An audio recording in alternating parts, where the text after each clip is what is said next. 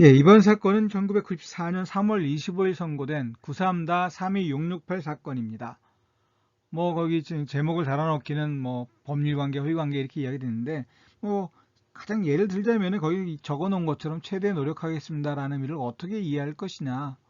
어떤 계약을 체결하면서 어떤 계약이 잘못됐을 때, 내가 책임질게, 최대 노력할게, 이런 얘기를 많이 해요. 그러니까 이런 것들이 어떤 의미냐라고 하는 겁니다. 소위 법에 의해서 구속돼서 따라서 규율되는 관계고 따라서 이것을 이행하지 못하게 되면 법적인 책임을 질 것인지 아니면 최대 노력하겠다라고 하는 이야기가 결국은 어떻게 해요? 그것이 법적인 책임을 지겠다는 그런 의미가 아니라 단지 도의적인 윤리적인 책임을 지겠다. 열심히 해서 안 되면 할 수 없지 않느냐. 이렇게 볼 수 있는지 이게 문제가 되는 겁니다. 그러면 이런 이야기를 하기 전에 먼저 이걸 좀 생각을 해보죠. 사람이 사회생활에서 하면서 다른 사람과 맺어가는 관계를 생활관계라고 이야기를 합니다. 생활관계. 그건 사람과 사람이 만나서 사랑하는 연애를 맺고 사랑이라고 하는 것이 매개가 될 수도 있겠지만은 그 외에 법률, 관습, 도덕, 종교, 윤리, 경제 등등 굉장히 많은 것을 매개로 해서 다른 사람과 어떤 생활관계를 맺는다라고 하는 거죠. 그 중에 그와 많은 생활관계 중에 특히 법에 의해서 법률에 의해서 구속되려는 규율되는 이와 같은 생활관계를 법률관계라고 이야기를 합니다. 법률관계다. 자, 그러면은 이런 법률관계라고 하는 것 거기는 지금 매매를 잠깐 예를 들어놨는데 매매 계약을 체결한다. 매매 계약을 체결한다고 했을 때 매도인은 매수인에게 재산권을 이전하고 매수인은 그에 대한 대가로 어떻게 대금을 지급합니다.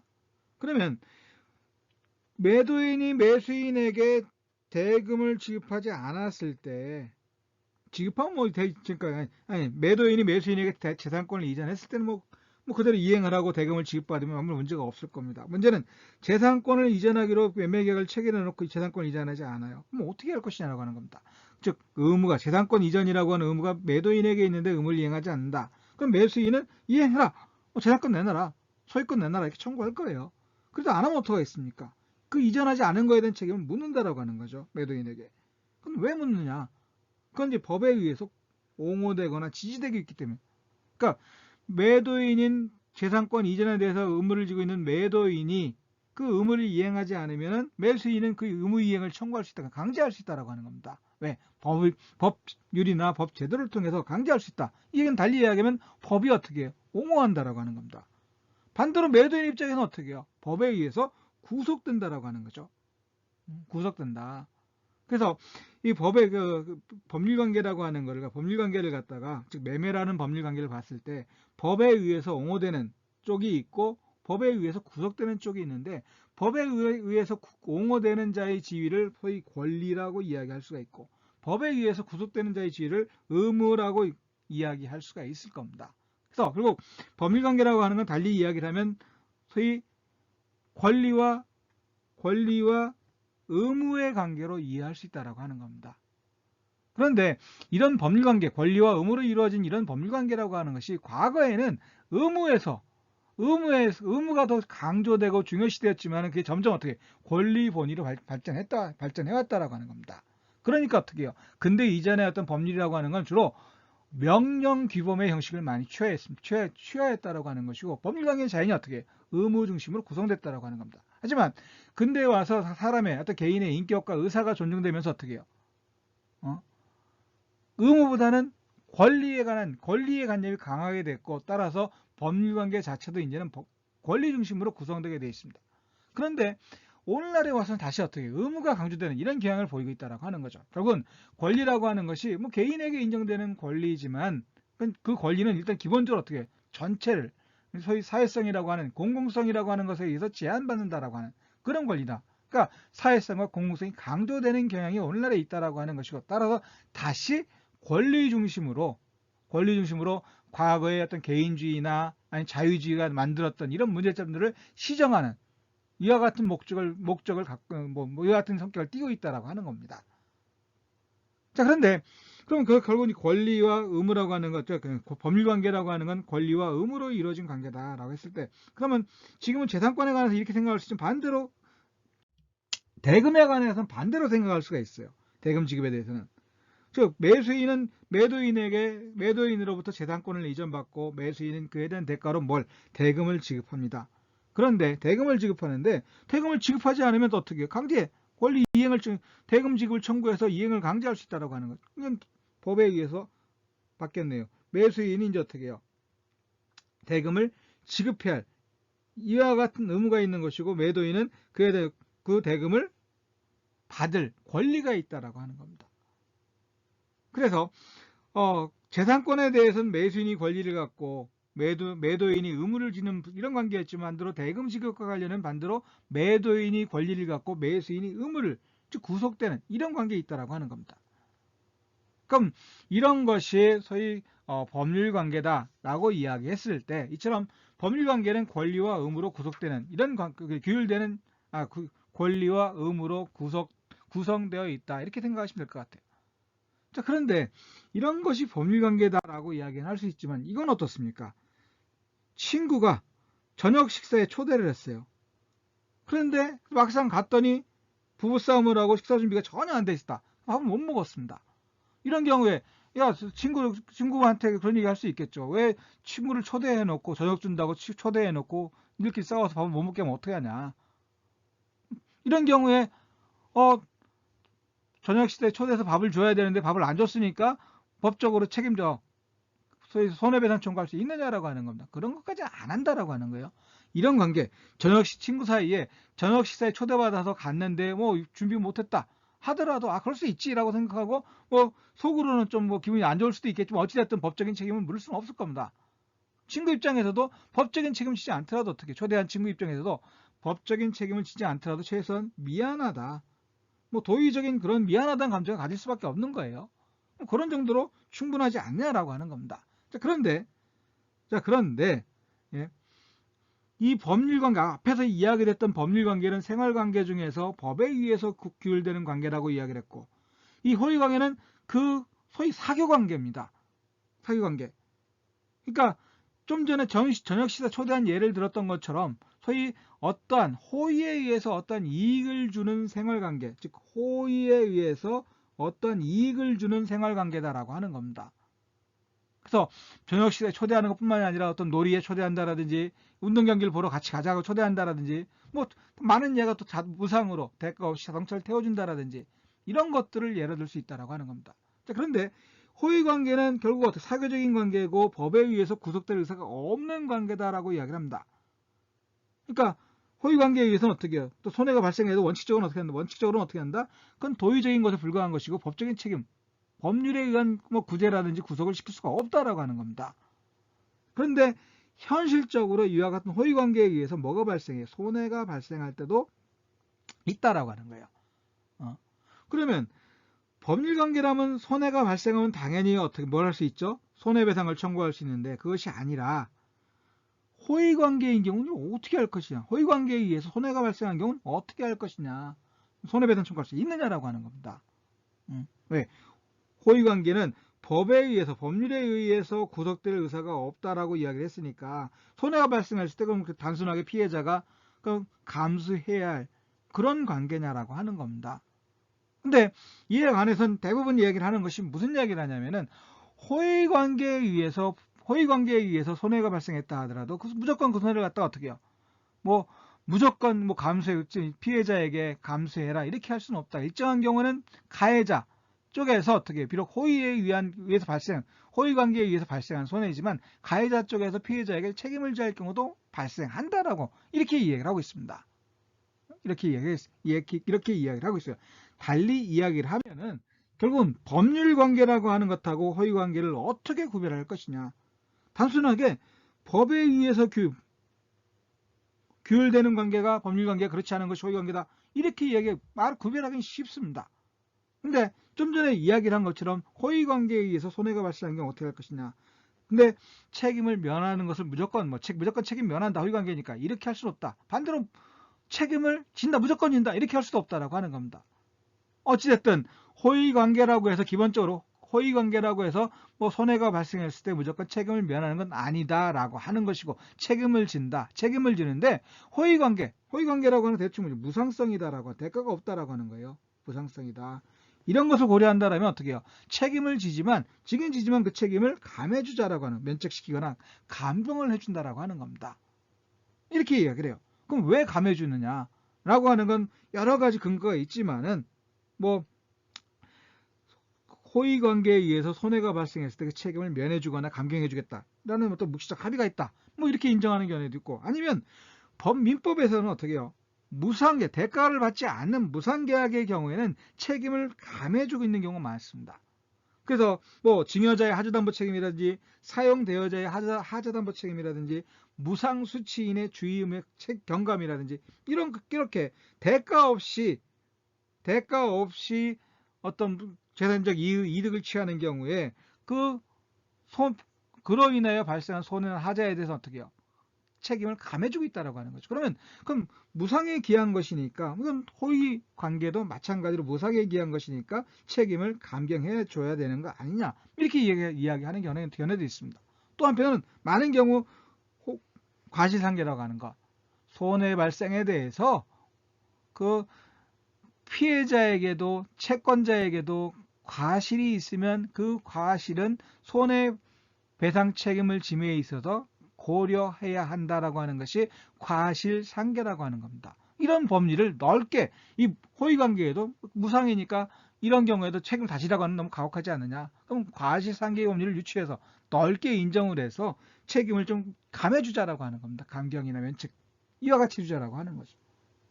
그래서 결국은 법률관계와 호의관계, 이게 구별을 하지만 문제가 되는 건 호의관계에 의해서 그럼 손해가 발생하면 어떻게 할 것이냐. 책임을 면하는 건 아니지만 책임을 지긴 지지만 어떻게 한다? 일정한 경우 어떻게 해요?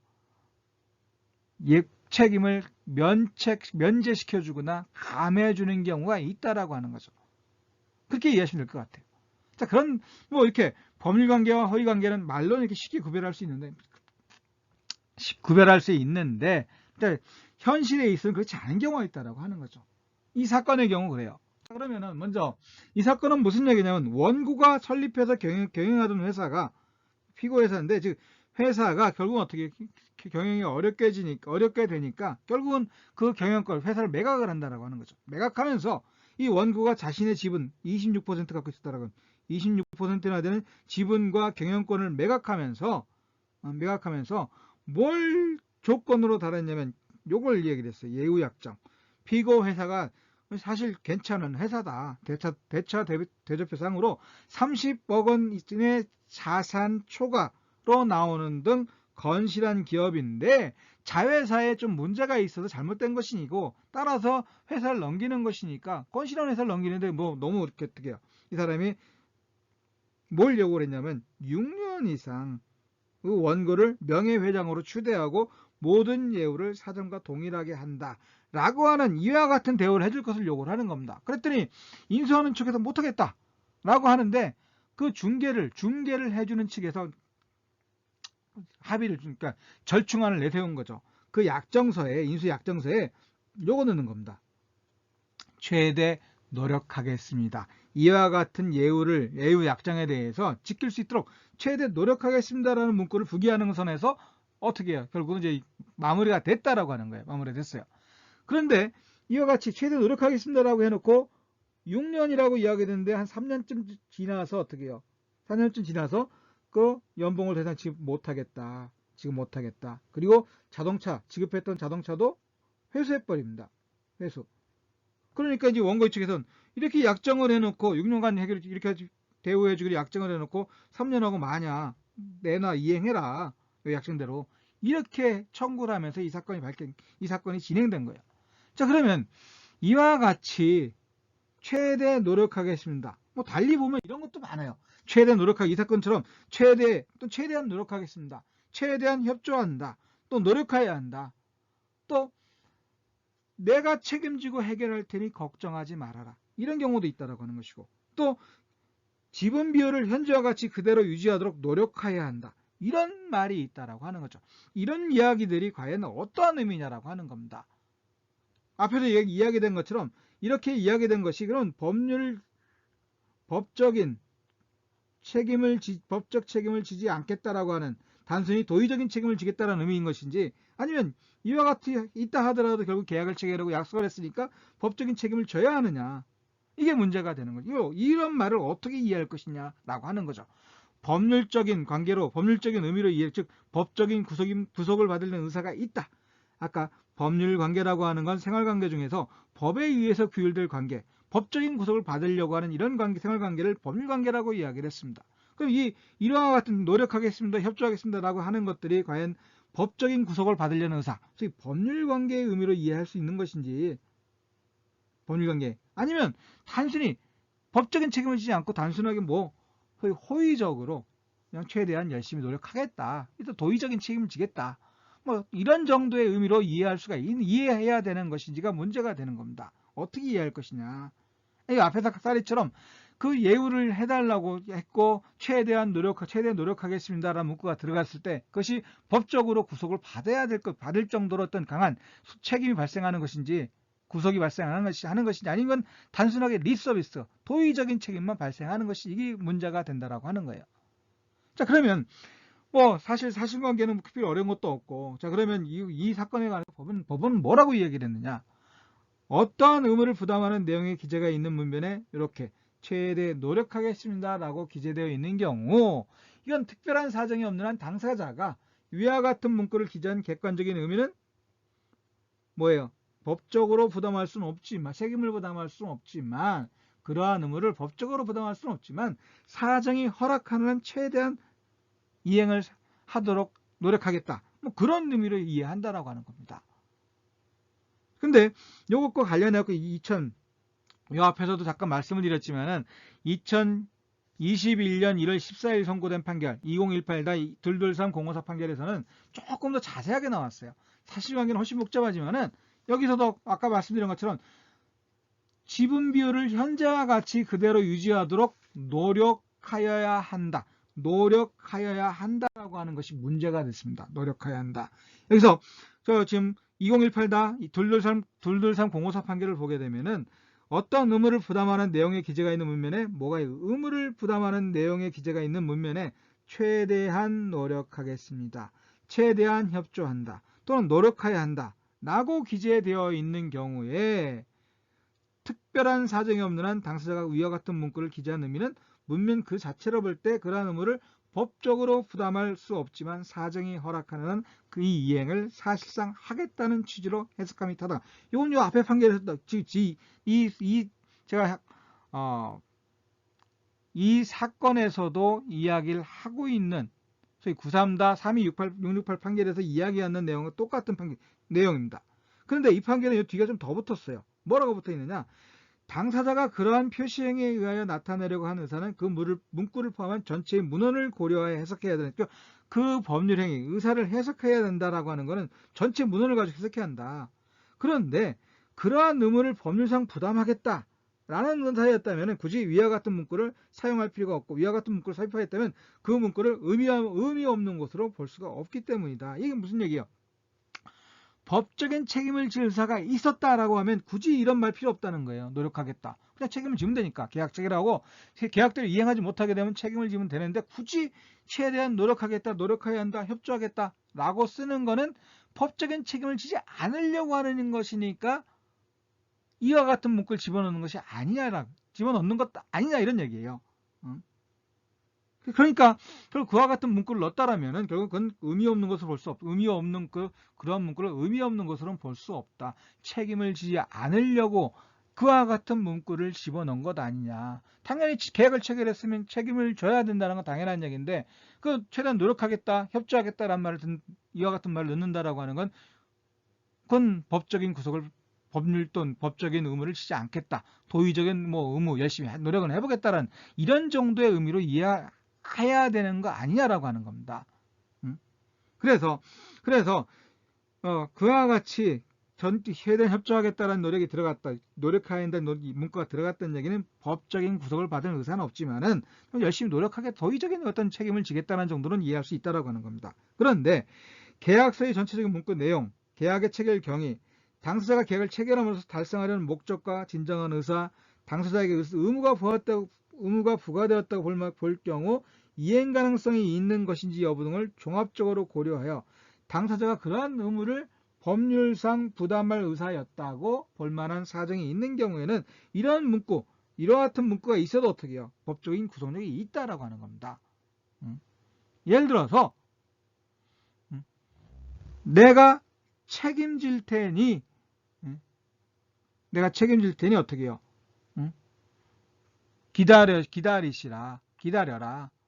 뭐 이렇게 얘기할 수도 있다라고 하는 겁니다. 그럼 내가 모든 책임을 질 테니 기다리고 있어라라고 하는 건 어떻게 해요? 단순히 협조한다라고 하는 것보다 조금 넘어갈 수 있다. 넘어간 것을 이해할 수 있다라고 하는 건 넘어간 것으로. 결국 무슨 넘어간 것을 이해할 수 있다는 얘기는 법적인 책임을 지겠다. 이렇게 이해할 수도 있다라고 하는 겁니다. 법적인 책임을 지겠다. 자, 그래서 이 문구 자체는 어떻게 뭐 협조하겠다, 노력하겠다, 뭐 이렇게 사용하는 것이 결국은 어떻게 해요? 실제로 뭐 의미를 책임을 지겠다, 뭐 그런 의미는 아니니까 협조하게 노력하겠다라고 하는 것이 법적인 책임을 지겠다는 의미는 아닌 것이 일반적이겠지만은 그 문구가 좀 더 나아가서 내가 모든 책임을 질 테니 기다려라라는 등의 그러니까 조금 책임을 지겠다는 의미로 이런 말을 하겠다면 하는 경우 어떻게 하겠습니까? 그거는 단순히 도의적인 의무를 넘어서서 법적인 의무를 지게 되는, 부담하게 되는 경우도 없잖아 있다라고 하는 거죠. 그래서 하여간 이 판결에 있어서는 이와 같이 노력하겠다, 협조하겠다라는 정도 가지고는 어떻게 해요? 법적 책임을 지는 것으로는 이해할 수가 없다라고 하는 겁니다. 왜? 가장 큰 이유 중에 하나가 굳이 법적인 책임을 지려면 어떻게 한다는 거죠? 어떻게? 그 문구를 굳이 넣을 필요가 없다라고 하는 겁니다. 그 문구를 별도로 넣었다, 협조하겠다는 문구를 넣었다라고 하는 건 오히려 법적인 책임을 지지 않고 어떤 도의적인 책임을 열심히 노력하는 정도에서 그 책임을 지겠다는 정도로 이해할 수가 있다라고 하는 거죠. 그런 의미에서 이제 노력하겠다라고 하는 건 결국 법적인 의미가 아니라 도의적인 의미로 보통은 이해할 수가 있을 겁니다. 자, 그런데 이 판결에서 이제 문제가 되는 것이 아까 법률관계라고 하는 거는 소위 법률에 의해서 구속될 의사가 있는 법률관계라고 하는 것은 법에 의해서 법률에 의해서 구속될 의사가 있는 또는 법에 의해서 규율되는 이런 관계를 갖다 법률관계라고 이야기를 했습니다. 그러면 법률에 의해서 규율되는 법적인 구속을 받으려는 의사라고 하는 것이 뭐냐? 이것이 명확하게 나온다라면은 이건 법률관계다, 이건 허위관계다 이렇게 이해할 수가 있는데 이 판결들은 다 보면 아시겠지만은 뭐가 없어요. 법에 의해서 규율되는 관계, 법적인 구속을 받으려는 의사가 뭐냐, 어떤 의사냐라고 하는 것이 어떠한 것이 법률관계라고 하는 것이 명확하게 드러나 있지 않다라고 하는 겁니다. 어떻게 보면은 단순하게 그런 계약을 체결하고 법률행위를 한다는 것 자체가 법에 의해서 구속될, 법률에 의해 규율되는 이러한 의사를 이미 전제하고 있지 않은가라는 생각을 하게 됩니다. 그렇기 때문에 그와 같이 별도로 협조하겠다, 노력하겠다라는 말을 쓴다라고 하는 건 오히려 당연히 법적인 또는 법률에 의해서 구속될 의사가 있는 이런 관계지만 그러한 문구, 협조하겠다, 노력하겠다라는 문구를 넣음으로써 어떻게 한다는 거죠? 그런 법적인 책임을 이렇게 피하는 것으로 이해할 수가 있지 않을까.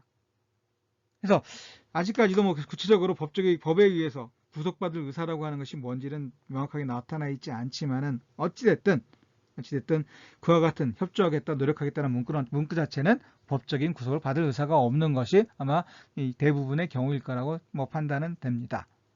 그래서 법률관계라고 이번 판례는 법률관계와 허위관계를 어떻게 구별할 것이냐 그런 것과 관련해 한번 생각을 해보자는 의미에서 소개를 했습니다. 이번 시간은 이번 판례는 이것으로 마치도록 하고요. 계속해서 구독, 좋아요 눌러주시면 감사하겠습니다. 다음 판례에서 뵙도록 하겠습니다.